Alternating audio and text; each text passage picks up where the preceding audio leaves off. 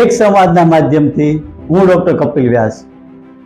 ઘણા લોકો એકદમ નિરર્થક વાતો, નિરાશાવાદ વાળી વાતો અને જીવન જીવવામાં રસ ન હોય તેવી ઢળતી સાંજે પણ વાતો આપણને કરતા હોય છે.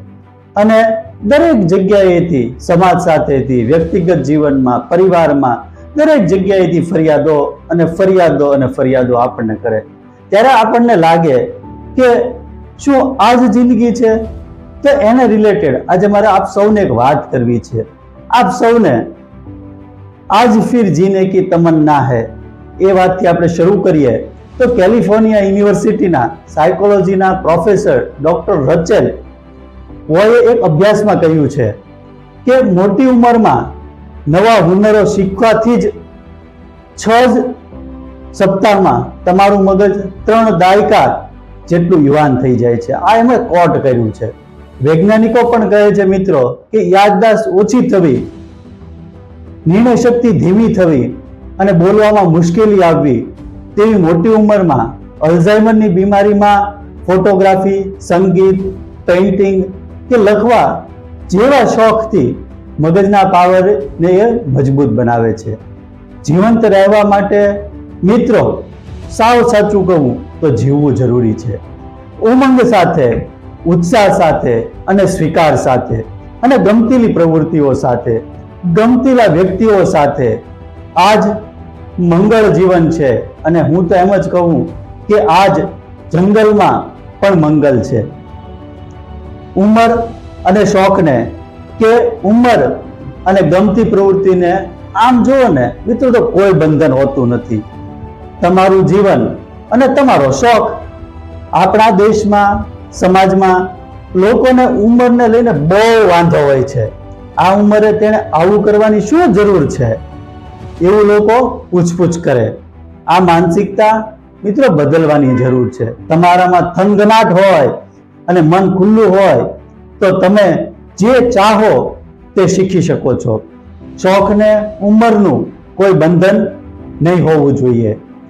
ઉલટું ઉંમર થાય તેમ શોખનું મહત્વ તો વધવું જોઈએ. શોખ ખર્ચાળ હોય તેવું પણ જરૂરી નથી. પણ હા, એટલું ચોક્કસથી કહું મિત્રો કે શોખ તો હોવો જરૂરી છે. એક ધ્યેય, એક મકસદ અને તેના રિલેટેડ આપણું પાગલપન ખૂબ જરૂરી છે. મોટી ઉંમરે કેવી રીતે જીવાય તે વહીદા રહેમાન, આપ જે ફિલ્મ દુનિયાની વાત કરીએ તે વહીદા રહેમાન પાસેથી શીખવા જેવું છે. પ્યાસા, કાગજ કે ફૂલ, સાહેબ, બીબી ઓર ગુલામ, ગાઈડ અને નીલકમલ જેવી યાદગાર ફિલ્મોની સ્ટારને તેને સમકાલીન એક્ટ્રેસ આશા પારેખ, એટલે કે અત્યારે જેમના 74 વર્ષની ઉપર થયા છે, અને હેલન જે 81 ઉંમર સાથે ખાસ એમને બહેનપણા છે. ત્રણે અવારનવાર આપણે સાદી ભાષામાં વાત કરીએ તો રખડવા ઉપડી જાય છે, સિનેમા જોવા જાય, ખાવા પીવા માટે ભેગા થાય. એકલા હશો તો તૂટી જશો. પેલી લાકડાની ભારી જેવું છે. સંયુક્ત હશો તો જલ્દી નહીં તૂટો. લાઇક માઇન્ડેડ લોકો સાથે જીવવાનો આગ્રહ જરૂરી છે. આજની જે યંગ જનરેશન માટેનો આ શબ્દ છે કે લાઇક માઇન્ડેડ લોકો સાથે જીવન જીવવું જરૂરી છે. પણ મસ્ત જ જીવાય. આ મસ્ત જીવન માટે શારીરિક અને આર્થિક તંદુરસ્તી એ પાયાની શરત છે. બાકી ઘડપણ એ દયા નથી પણ વૈભવ છે. આટલું ચોક્કસ યાદ રાખજો. ઈશ્વરે આપેલી ઉમદા તક છે. બીજાને જીવવા માટે માર્ગદર્શક પણ છો. જે તમે તમારા વ્યસ્ત જીવનમાં નહીં કરેલી, ન પામી શક્યા હોય તે બધું જ ઘડપણમાં મેળવવાની સુવર્ણ તક છે. ઢળતી ઉંમરે કેવી રીતે વ્યસ્ત અને સકારાત્મક જીવાય તેનો મંત્ર છુપાયેલો છે. તમે જ તમારા ગુરુ. તમારું જીવન જ તમારું ગુરુર.